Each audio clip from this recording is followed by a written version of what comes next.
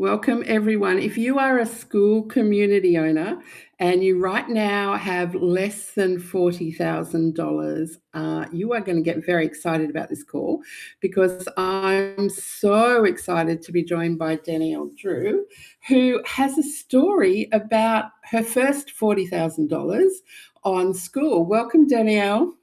Hi, great to be here, Sharon. Wonderful to see all those lovely smiling faces as well. Thanks everyone for coming along tonight or Now, today. did I get those figures right? So you had, I think it was $21 in Yes. MRR, was it? When I And first then, started, yep, I was making the grand total of $21 MRR a month. So, there wasn't a lot I could do with that money. Didn't at that stage, the school platform didn't offer the hobby plan, so I was paying $99 a month to earn that $21. So it was not a great economic strategy on my part. right, no, okay. And then in 8 weeks, I think it was, you got to 20K, is that right? Yes. I went from $21 a month to $21,000 a month in 7 weeks. Actually, it was. Yeah. Wow, okay. And then you got to 40K, like double that in 4 weeks. This in 7 weeks, and then at 16 weeks, I got to 40K. But last count, it was $82,981. Wow. So it is even more double than that. Okay. My question is, how the heck did you do that? That is a great question. So there's a great story about how if you ever see a duck and it's serenely on a lake and it's just gliding around the surface, what you can't see underneath the surface of the lake are these little feet that are paddling really, really, really, really, really fast. And my feet had been pedaling or paddling really fast for a long time before I got to the pinnacle of the journey that I'd been undertaking and then started to actually earn some real money. So I'd been in business delivering my service, which is public speaking coaching, for probably 8 years before I moved on to the Skool platform.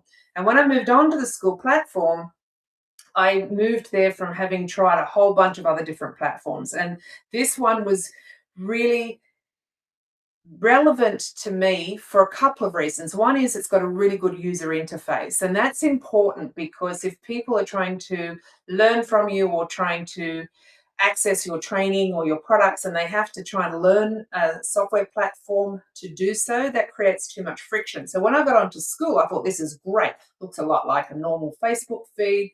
My audience are going to be able to find this really easy to use. The second thing was being in a space where I had the opportunity to have all of the tools in one nice little product. So I didn't have to try and patch together different softwares like a payment gateway or a classroom gateway or a community gateway. Everything was contained within that one space.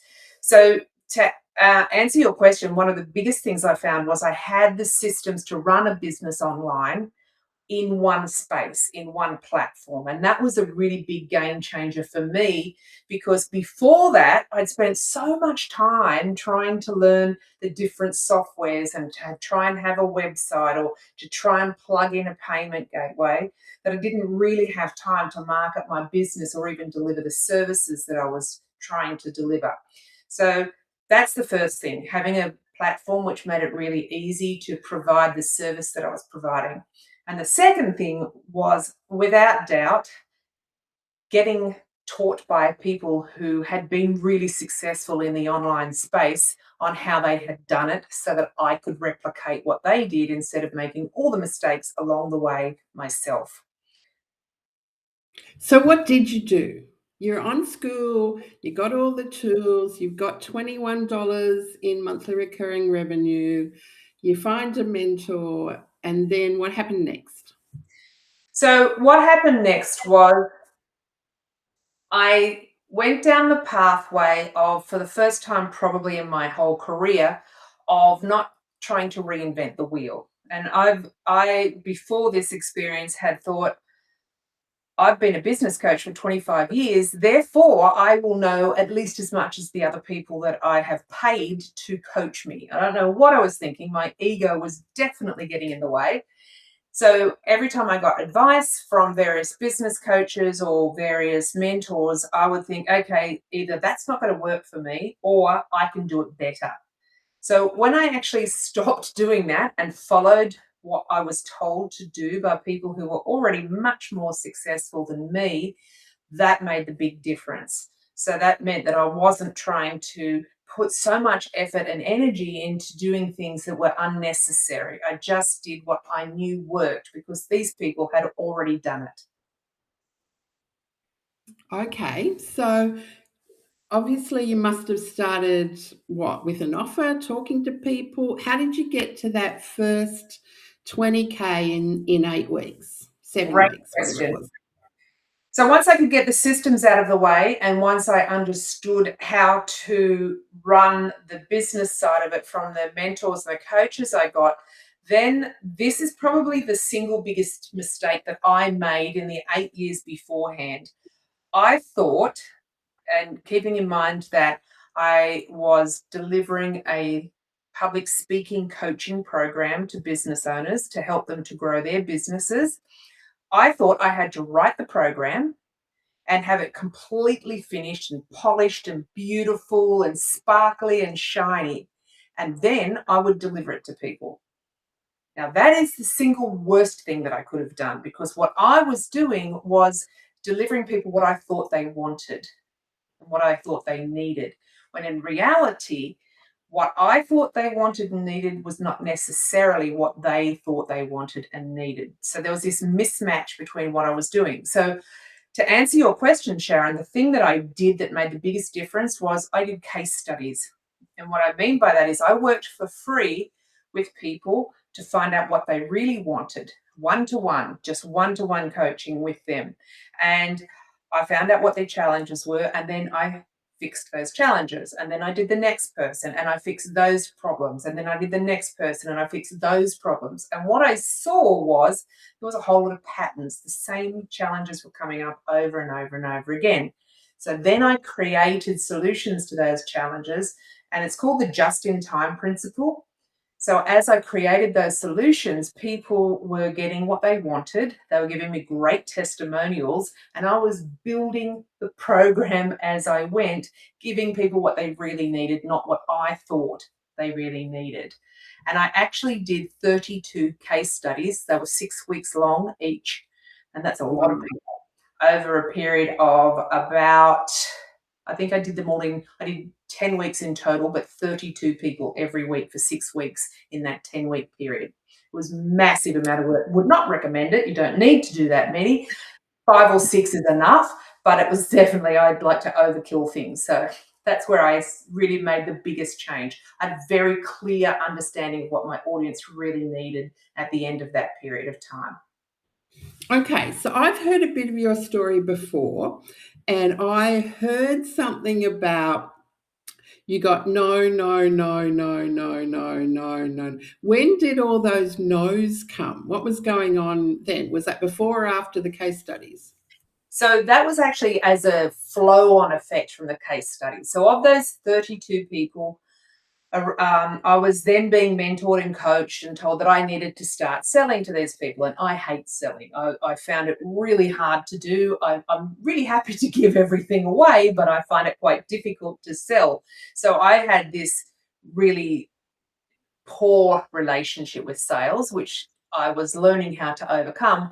So as part of that process, the coaches that I had said to me, you need to pitch an offer to these 32 people. And I was dreadful. I was embarrassed doing it, let alone being on the other side of it. So I was just terrible at the offer. But one of the things that I learned that made such a big difference to my mindset was that you are either learning or earning. If you're doing it, you're never failing. You're either learning or earning. So when I kind of got that in my head, I did the first one and I got a no, and I did the second one and I got a no, and I did the third one and I got a no. And it just went on and on and on to the point where I was expecting no's. And when it came to the point where somebody said yes, and this is just so funny in retrospect, my first paying client that said yes and didn't even bat an eyelid about paying for the service. When I presented the offer to her and she said yes, she would like to hire me to teach her to be a confident speaker so she could grow her business. You know what my reaction was? I went, "Oh, really?" I look back now, like, oh dear. I was so genuinely shocked she had said yes. Now I'm expecting everybody to say no. So from that point onwards, it was like, oh, goodness me. And then I thought that's a fluke. So then I did Oh, another one. really? 6 yeses in a row after I'd had all of those no's.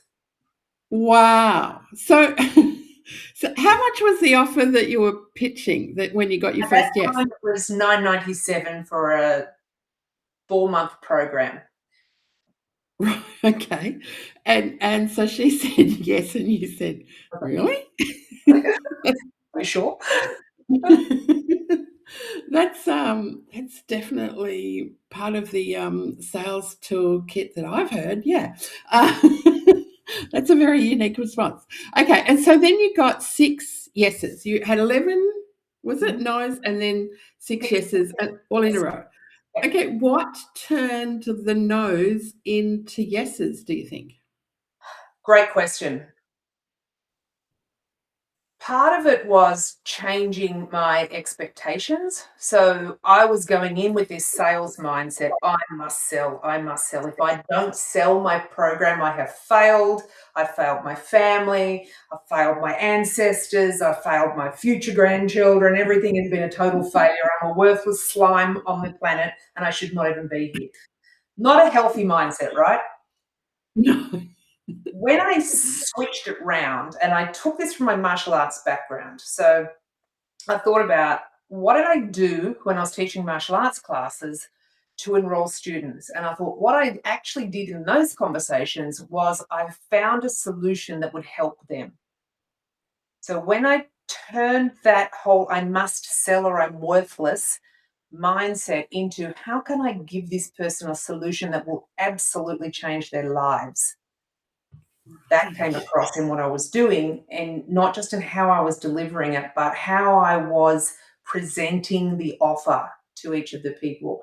And I continue that to this day. So for my elite coaching services, I customize an offer to each individual person to meet their needs.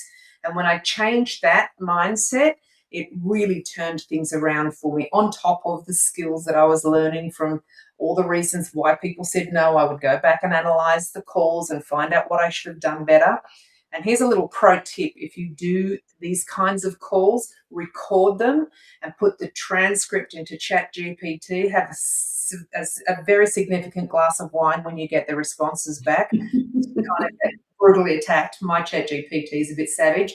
You put the transcript into ChatGPT and say, what could I have done better? And that's really powerful because then you can look at it and go, all right, I didn't handle that well, or I didn't tap into that properly, or I could have done this better. So I took each no as an opportunity to how can I upgrade or improve next time? When I add that into how can I really help this person, that's when I started to see the shift. That's excellent. So, yeah, I've been on the end of some brutal things from Chatty G as well. So I know what you're talking about there. I just want to pick up on something that you mentioned as well, the martial arts training. I just want to share with people. When I asked Danielle to do this call on another night, she said, no, I can't do it that night because I've got weapons training. Yes. I want you all to be on your best behaviour because this is a powerful woman we're talking to here. Yes. It may very well get dangerous. So I was like, if I'm going to be dealing with Danielle, I need to bring my own weapons. So I bought the Bible and Cadbury's. So well, I am armed and dangerous as well. what I find fascinating by that, Sharon, is the size of the chocolate is as big as the Bible. Now that's a decent block of chocolate. I've got chocolate envy now. Either of those things can be used as weapons. Yeah, so I actually have an extensive background in martial arts. I've been a martial arts instructor and a martial arts business owner for a long time. And one of the things that I bring into my particular business is a recognition of the skills that you need. If you can take somebody who is really fearful, like I've worked with a lot of domestic violence survivors and people who are very vulnerable, helping them to step into their confidence in being able to defend themselves is a very similar pathway for me in helping people who are anxious or stressed or feeling fearful about speaking in public, stepping into the confidence that they know that they can actually deliver their message in a way that's really going to resonate with the audience. Both of those experiences, while different, have that same thread of commonality where I can help people to really achieve their potential. And that's one of the things I love about what I do. That's amazing. So when did you first start your school community? Did you say it was not 8 years ago? July 2024. Okay. Yeah. Okay, so you've been going for a couple of years now.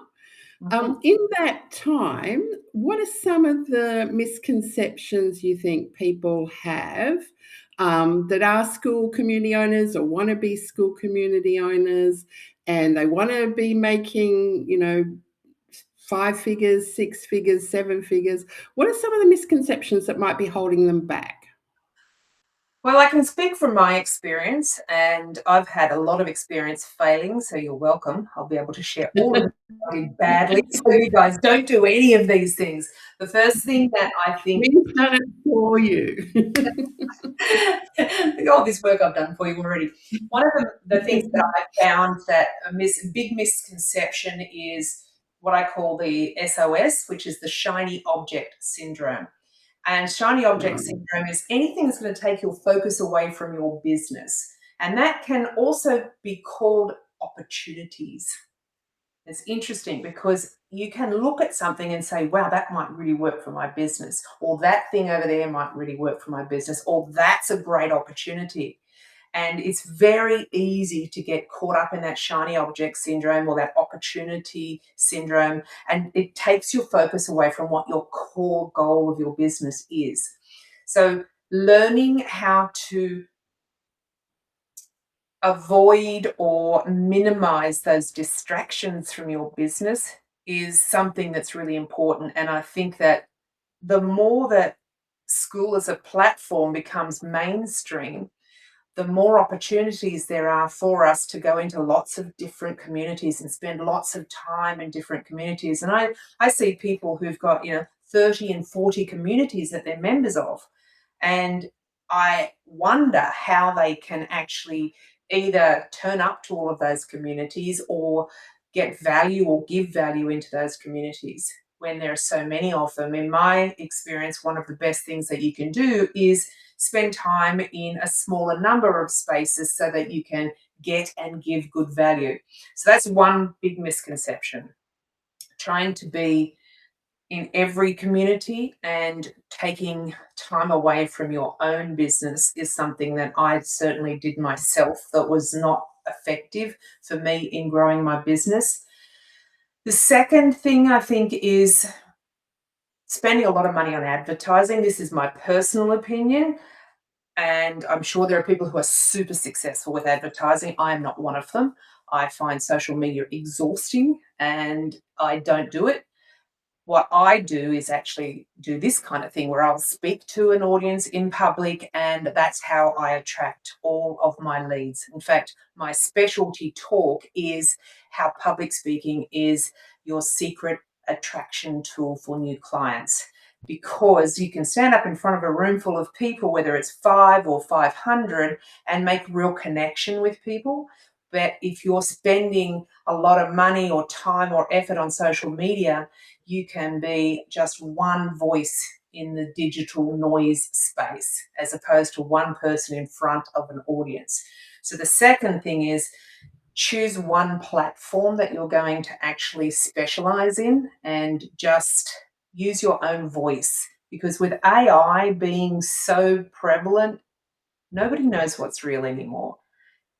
If you've in the last week being on a social media platform, I will guarantee you that you will have seen something that you thought was probably AI and not real life.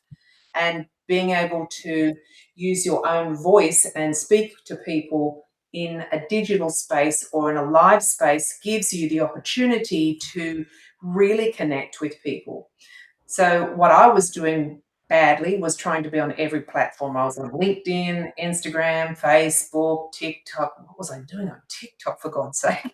My nieces are on TikTok and they're like 15. They ask me the same question. What are you doing on TikTok? So I spent a lot of time on social media platforms accomplishing absolutely nothing. I spent a lot of time in communities accomplishing absolutely nothing. So what I think is really much more powerful is to spend time in your own community or on your own business and be selective and choose which of those other elements you're going to put your time into, understanding that whenever you take time from your business to put somewhere else, it's robbing your business of your energy. So make sure it's worthwhile.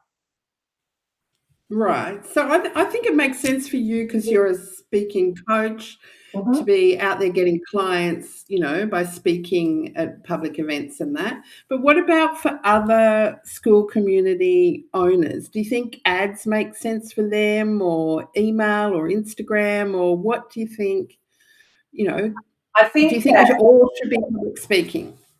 I think if you want to stand out in a digital space these days, if you can deliver your message about your business with confidence in a live situation like this, or even on video or on stage, then you're going to have an automatic market advantage because it's not polished, it's not perfect, and therefore people will connect with you because it's real.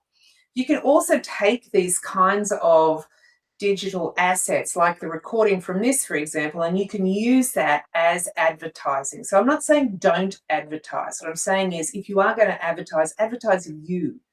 Don't create some shiny, perfect AI enhanced image of you because people will call bullshit on that. And I say that person's not real. Therefore, if that person is not real and upfront with me, the likelihood is that I can't trust them. And that's not what we want with our clients, is it? We want people to think, yes, I can trust you. So I'm not saying don't advertise. What I'm suggesting to you or inviting you to consider is advertise your voice and be authentic and real. Don't polish it up and, iron out every smudge or zit or greasy hair or grey hair or take away the chins. Just be you because people will buy from people that they know, like, and trust. Okay. Well, I put my cap on backwards today so I could be tough because Good I for knew you. I was meeting a gangster vocal power woman. So when we're speaking, whether it's on YouTube or just in our community, on school, wherever, what are some tips for speaking with power? How do we become like a vocal power? So one of the one of the reasons that I teach this particular skill is because I used to be an absolutely terrible public speaker. In fact, Really? phobic about it. I would be so terrified about speaking in public that I would either avoid it at all costs, or Wow. when I was doing it, I had this delightful array of physiological symptoms that would go along with that. I would sweat profusely, be super cold. I would throw up at least once before, once during, and mostly after an event. And I would get so shaky that if I was holding papers, my hands would just be like, was like an earthquake. On top of that, my voice, my mouth would dry out so much that I would end up with this delightful little squeak. So you couldn't even hear me when I tried to speak. So I was really debilitated. Like, it was so phobic that I just found it incredibly hard to talk in public. And when I was 25, the general manager of the company that I was working with at the time called me into his office, and I had applied for a job in the company, and it was a promotion. It was an internal promotion. I was really qualified for this job. And he sat me down. I'll never forget him. His name's John Linton. He's since passed away. And he was brutal. And he said to me that not only did I not get that promotion, and his exact words to me were, "You will never get another promotion in this company or in any job until you learn to overcome your fear of public speaking, because Wow. in business, you are in the business of public speaking." I was like, oh, knife to Say the that again. If When you you're are in business, in business, you are in the business of speaking in public. wow. So for somebody So who's how much do you think, like, people that are, still in their corporate jobs or whatever, how, like, is this like a $10,000 skill to their next promotion or oh, 20,000? How much do you think people are giving up by not learning this skill? I think that it's costing people a lot more than they might recognize, because it doesn't just cost Right. you potential income. If you're in a career, or if you're in business and you want to grow your business, it's very difficult to get to that next level. So if you look at somebody who's doing really well and you ask yourself, how much are they being paid? For me at that time, the job I was going for was $60,000 more than I was currently earning. And that's like 20 something years ago now. So it's a long time. Right. But the other Yeah. thing it costs you, Sharon, is it costs you energy and peace of mind, and significant cost to your mental health.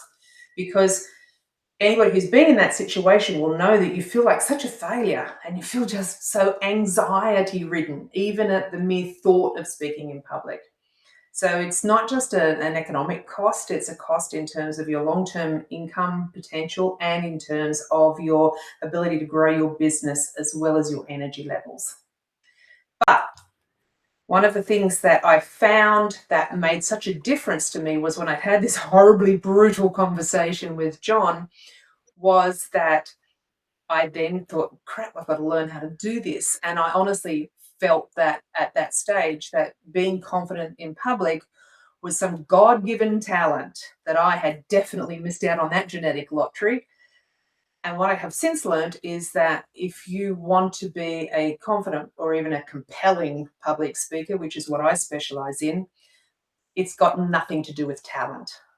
It's absolutely No. everything to do with technique. If you can learn to drive a car, you can learn to be a very compelling stage speaker online or on camera or on stage. So when you ask the question about what can you do to become a great speaker, it's simply learning the skills that are enabling you to go from being that learner driver to that experienced driver. And they're very learnable. It's not something that's a secret. The three priorities or the three pillars that I base my teaching on are: prepare properly. A lot of people either over prepare or they wing it. There doesn't seem to be a lot of in between. Preparation is very important. How you prepare is very, very important.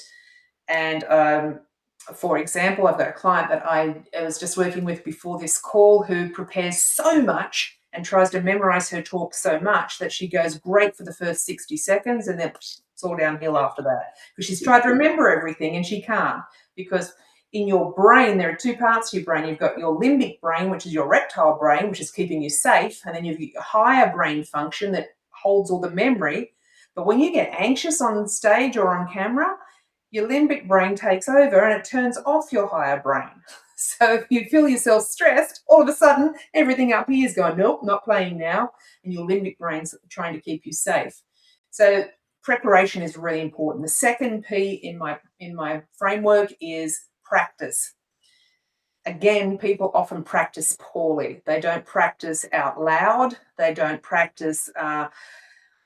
They practice from the beginning and they get halfway through or part the way through and they stop because they make a mistake, so they go back to the beginning. So when it comes time to actually deliver the talk, they get to the end part and it fizzles out because they've only practiced the beginning a lot, because they stop when they make a mistake. So one of the things I teach is, how do you recover when you are interrupted or there's some kind of disruption? So practice is the second. Interrupted? Who would interrupt? What do you mean? Well, somebody coming in late, or somebody, power going off, a microphone going off, somebody being hostile in the audience, asking questions. There are lots of disruptions. And you can practice how to recover from all of those as well. And the third one is the presentation techniques, and that's about your vocal tone and your full vocal repertoire, and your body language. And body language is huge. Women in particular in business will sabotage themselves with their body language without even realizing it.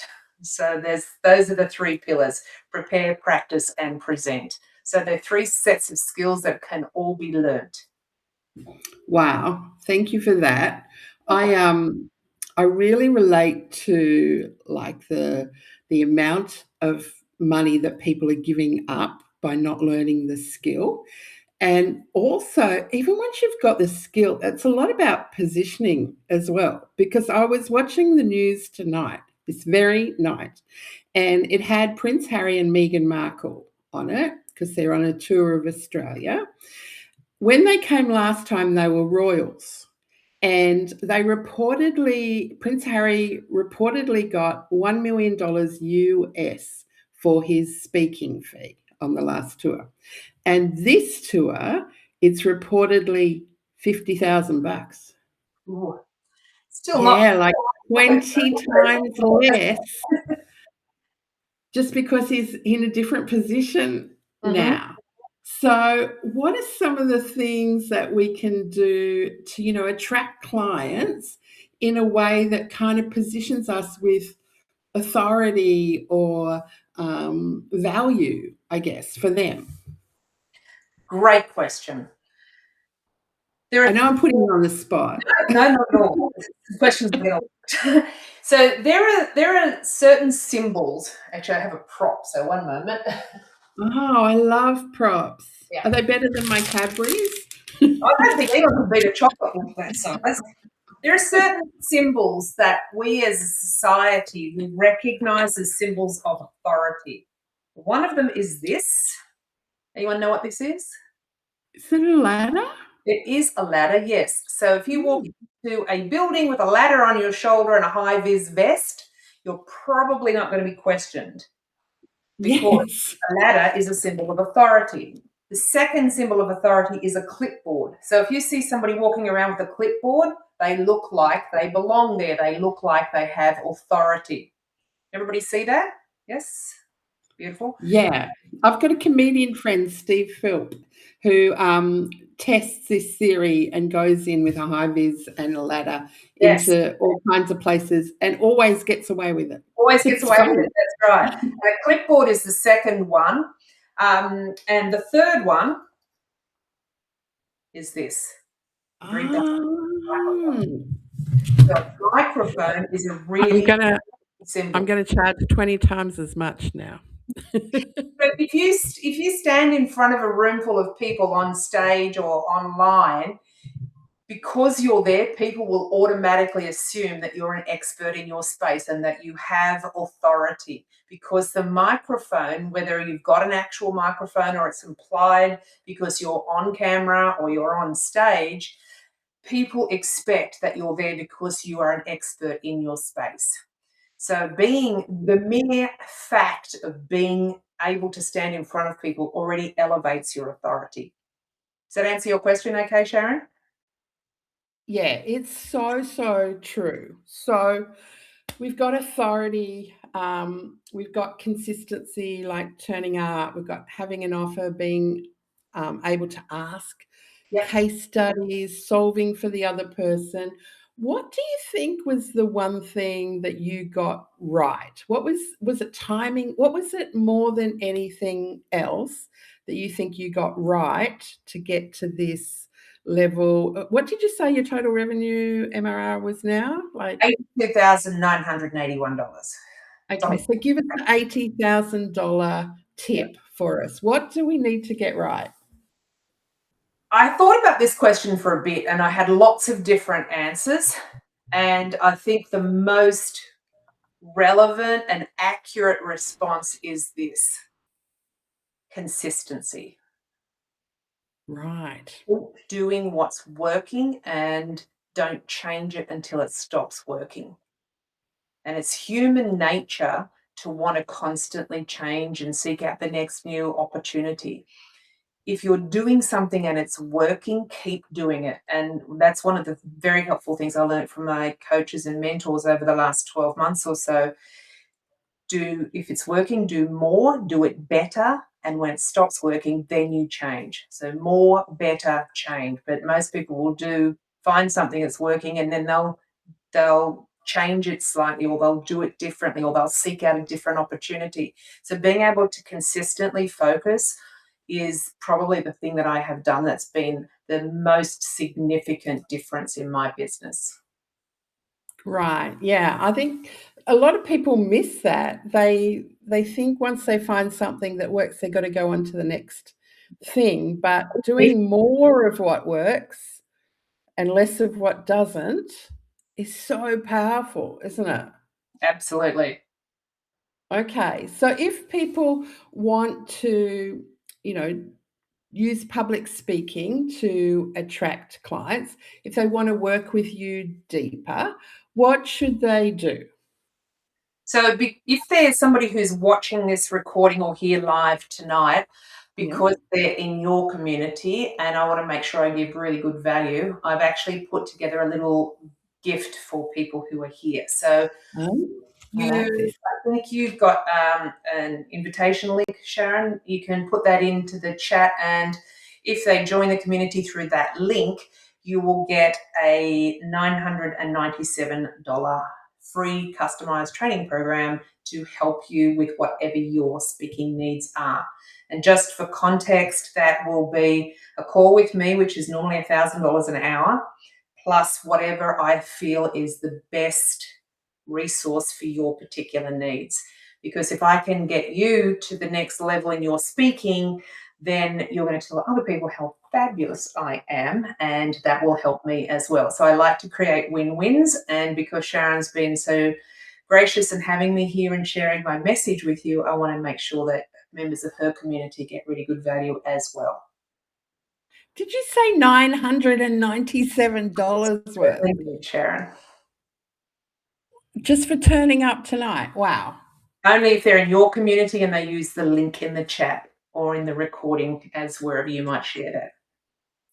That is so cool. I know some people said that I can't go because it'll be past my bedtime. And I'm like, trust me, it will not be worth 1 hour extra of sleep. It will be worth much more than that to you to hear from someone who's making over $80,000 in their school community, firstly, but to then on top of that, get a gift where you can work with them personally.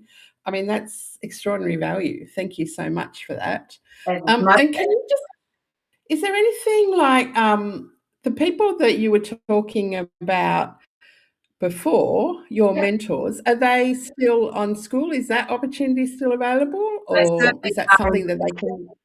I actually got in contact with them before I came because these guys are fantastic. And I am going to share a link with you in the chat there. If you do want to have a look at the same coaching program that I have used, I am a small fish in that pond. Let me tell you, there are people in there who are making 100,000 a month, 300,000 a month just from doing that program. You can go on the wait list and you'll get priority access to talk to them about the program if you go through the link I've just popped in the chat there. And they're not actually opening for new members at the moment. So I kind of did a sweetheart deal with them and said, please, please take these people if they're interested. Because I know what it's like being where you guys are. Oh, God, it was so hard. And it's still not a cruise ship ride for me now, but having people to help me get the systems in place so I can be consistent with my business means that I can get out there and attract leads. So there are 3 parts to business. I'm sure you guys know this, but just in case I can give you a refresher, you've got to be able to attract new people to your business. You've got to be able to convert them into clients, and you've got to be able to deliver whatever it is that you're wanting to deliver to your client base. I can attract. I'm really good at attracting because I do public speaking and it just gets me, a lot of leads. And I can deliver. What I was missing was the convert element, and that's where this particular group really helped me. But there are people in there who don't know how to attract, and there are people in there who don't know how to deliver. So if that's something that you think would be of value to you, and you're somebody who has created a valuable outcome, then you can fill out that application form to go on the wait list, and they will give you priority access to talk to somebody about whether the program's a good fit for you or not. Right. Okay. Thank you for that.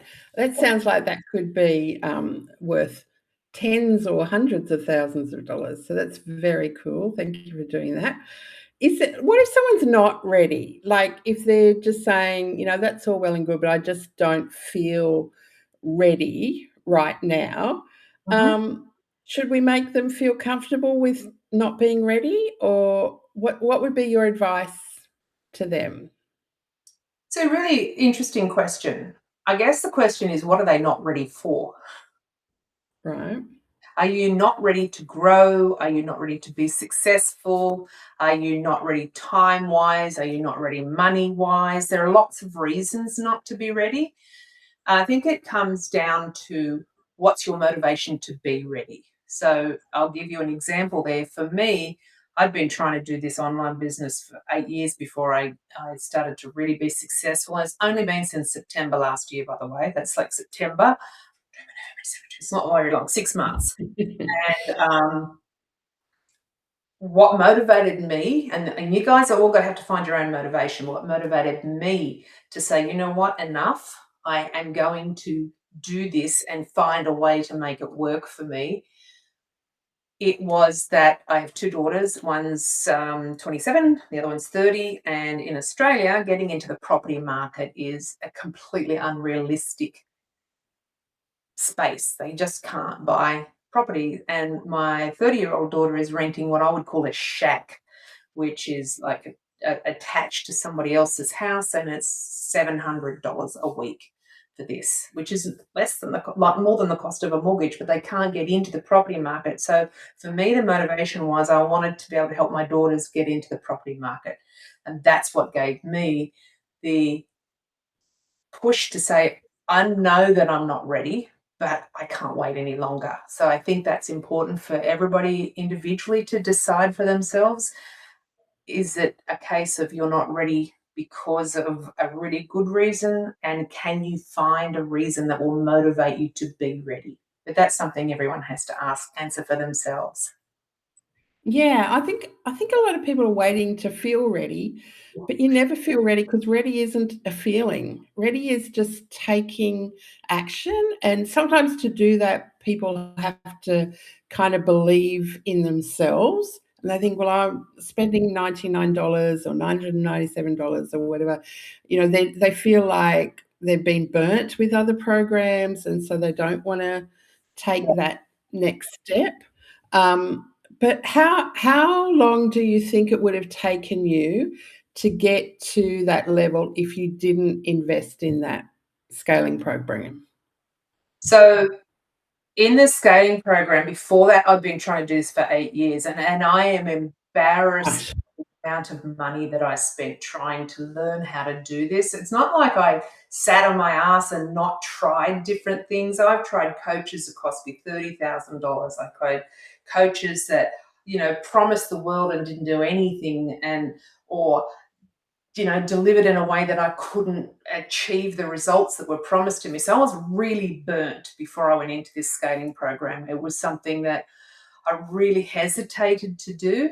In fact, I had to borrow money to pay for the program, and I really was reluctant to do it. And one of the reasons that I ended up doing it was because I'd been in the free community, which is where I'd learnt how to do those 32 case studies that I'd mentioned to you earlier. And I thought, if these people are giving such great value for free, their paid program must be pretty good. So when I went in, all I wanted to do was to recover the money that I had borrowed. And then when I did that in the first 6 weeks or so easily. And so then my goals now are much, much bigger because I've seen the success for myself. And it's not just me. That's been the interesting thing for me. It's like I said, I'm a little tiny fish in that big pond of people in that program who are making mega bucks. Some of them go in with a more advanced business than I had, but I think my journey and my perspective might resonate with somebody else who's also felt like they've wasted a lot of money and time the things that haven't worked. For me, this worked beautifully. I've seen it work for so many other people as well. So I don't have any hesitation in recommending that scaling community and that program in particular. And what's really interesting is that a lot of people who are doing that program are then coming to me to do public speaking afterwards. So that's been really cool as well. So you get a lot of relationships going there as well. Excellent. Okay, I'm just going to ask one more question, then I want to open it up for questions.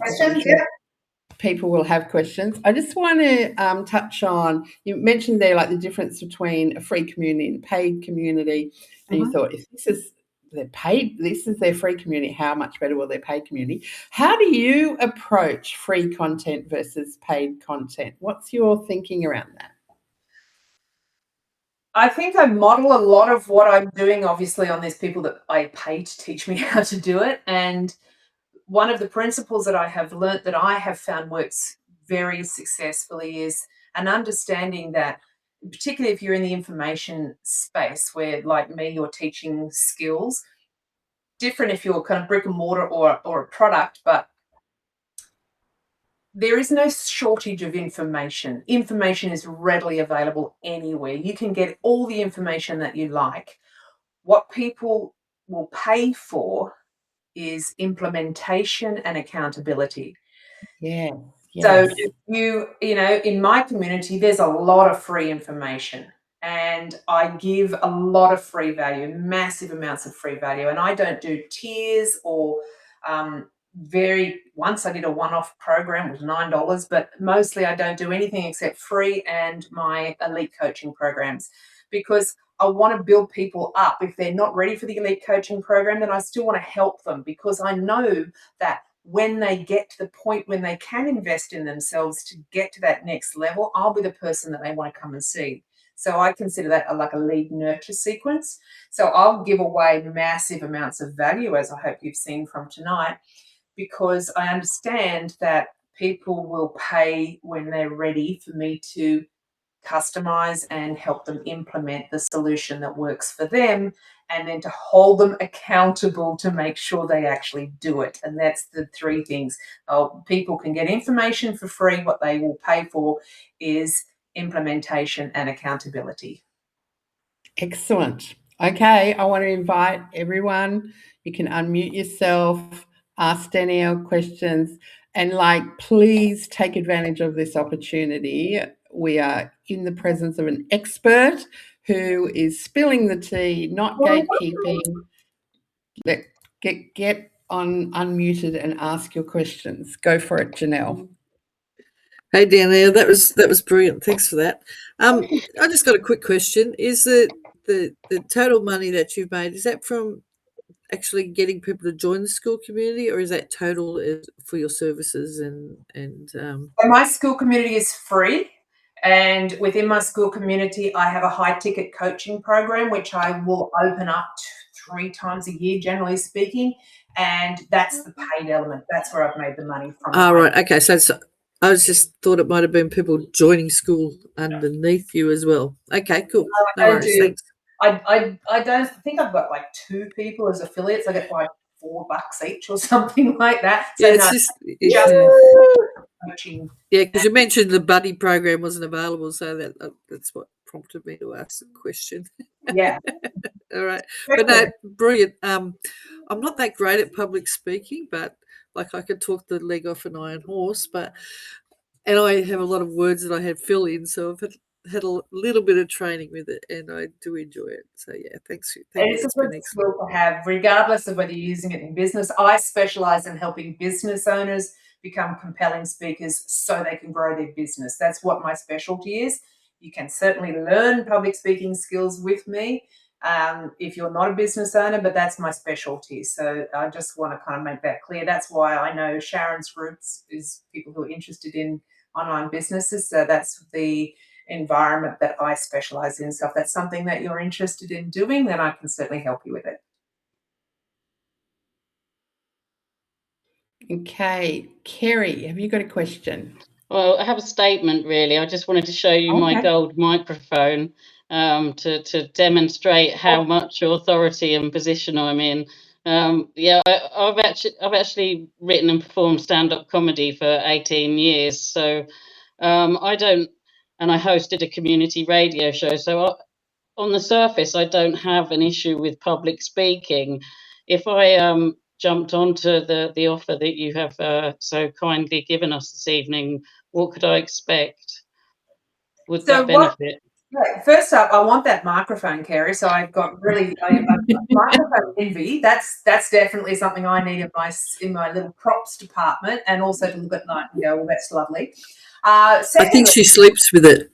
I think she actually sleeps with it. Yeah, I do. It's my It looks like the Kylie microphone. one. So the second thing is that particular gift that I'm offering to people in this community involves a call with me. It goes for about 25 minutes, 30 minutes, and I'll actually ask you a series of questions. What are you doing? Where are you speaking? Find out what your specific challenges and roadblocks might be, and then I'll give you very specific resources to help with those. So that gives you very clear direction. I know when you go into a community, it can be a bit overwhelming to be able to know where to start and what to focus on. So this will give you a pathway that's designed just for you. That's excellent. Thank you so much for today. It's given me a lot of value. It's taught me because I have had yeses to my offers, but I have had a lot of no's. So I have to just keep pushing through the no's to get to the yeses, and that's what that's been my biggest takeaway. Thank you so much. You're welcome. And if I can encourage you to look at the no's and ask yourself, first up, record it if at all possible. That's been invaluable. Secondly, ask ChatGPT from the transcript what it is that you could have done better. And it's, the more that you do that, the better that ChatGPT's responses will be. But that's been really important for me to look at a call and not just cringe and be horrified by it, but say, all right, what is it? What's one thing I could have done better next time? And remember, it's a numbers game. So, if your ratio is that you will close 1 in 10, you might go through 9, and then your 10th one is the yes. Yeah. Yeah, thank you. Pleasure. Lovely to connect with you, Kerry. And don't forget to send me the microphone details. Your name memorized. Thanks, Kerry. What about Sharon, Jude, Nessa? Anyone else got any questions? I'm sure you got value out of it. You don't Go, Sharon. Put in the chat too. I don't have any questions, and I'm on my cell phone, so I cannot do anything on my cell phone. Yeah, it's too tiny for me. Yeah. But I just want to say I can so relate to your story, and I think you're probably Scalar's best promotion person because you're such an awesome example. Oh, thank you. It's a funny little community to be in because the guys who run it are 25. I know, I'm in there. Yes, I know, Sharon. And I was just about to say, and so there's only recently started to come a lot of women, and I'm like, yes, because I was feeling a little bit, like the grandma of the group for a long time. So it's nice to have other powerful women being in there. Yeah, well, great presentation. Thank you. Good. Yeah, I remember getting a message from one of them, like early days on Skool, and they wanted to qualify me to see if I could get in. I was just like, oh, mate, I'm a postmenopausal woman. I gave up on trying to qualify with 25-year-old blokes years ago. And he was just like, okay. I don't think he had any clue how to handle me. So yeah, I'm glad that they are really getting more experience. I think you've got to put your ego aside and say, you know what, yep, so they're like really young and they're also incredibly successful. So, does it matter that they're really young? No, because they are so genuinely committed to helping the people in their programs be successful that it's a no-brainer for me. I did the first program and now I'll basically be with them until they stop helping me, and I can't see that happening anytime soon. So, yeah. I wouldn't have been where I am today without their support and their guidance. I can't thank them highly enough. So yeah, and I don't recommend anything. So it's definitely something I've found to be. And if you're at the right time in your journey, it's a great space to be in. But you do have to qualify, because that's one of the things I like, because they're not going to say that they're not going to do what I've seen so many times before and promise all these things just so they can get your money. They will actually make sure they can help you before they'll give you the opportunity to work with them. And I think that's a really ethical state for people to work from. I like that. Yeah, yeah. Janelle and I were, I was on a call that Janelle was hosting in her community on Saturday, and it was with a 20-year-old, and she's incredibly successful in the UGC world. And one of her points she kept making was, it does not matter how old you are. It doesn't matter whether you're young or old. That number is completely irrelevant. So you're right. Sharon has to put aside her ego. If I got that message now, I'd be like, oh, you're messaging me? That's it, isn't it? Suddenly you change your perspective and you're like, ooh, okay. So they did I'm just going to pop a link in for Nessa, who was asking about the platform that they're on. They have a free community. It's called Synthesizer. It's the first community on Skool, and you can join there. And that's the free link. But if you want to talk to them about their program, you can go the waiting list. But I went into the free community first because I didn't want to spend money on anybody that I wasn't convinced was going to be able to help me. So I just did their free synthesizer program in the classroom, which was massively good value. And then I was like, okay, that's worked. So I had that trust built up, which is the same principles I follow in my business. So that when I had the opportunity to join, and I was actually one of the original people who joined their paid program, then I just kind of went, okay, I already trust them from what they've done, so let's see how it goes. Yeah, wonderful. Well, I trust you for what you've told us today. It's been phenomenal value. Thank you. And I really want to thank you for coming along and for all the value that you've given us. And I encourage everyone to take advantage of those links in the chat because it's a one-off. It's just a gift for you being here. Even if people watch this on the replay, they're not going to have that offer in the chat. So take advantage of it now. And thank you for being here. These things, so you get those sorts of values. If you are watching the recording and you missed out, you can still join the Vocal Power public speaking community. We're either number 1 or number 2 when you search out public speaking. I'm neck and neck with another community on Skool at the moment, but you're welcome to join anyway. Just say Sharon has referred you and I won't put you through the 3rd degree. You just won't get that access to that gift. Yeah, that's right. I'll put your community link in the description. So I'll have that. But thank you to everyone who has turned up tonight. Oh, Des has showed up. Hey. Last Chance Lance is coming. Thanks for coming in, Des. I know you're on a call earlier. Yeah, sorry about that. Yeah, I was on another call, so sorry about that. But I'm sure it was a fantastic presentation, wasn't it, Danielle? Yeah. Say hi. Awesome, guys. All right, don't hesitate to contact me if I can help you in any way. And thank you so much, Sharon, for the opportunity to speak to your amazing community. And if you're watching the recording, you are in the best space to help you. Sharon's amazing, and I'm sure she'll be really supportive. So have a great night, everyone. Bye. Thanks, everyone. See ya.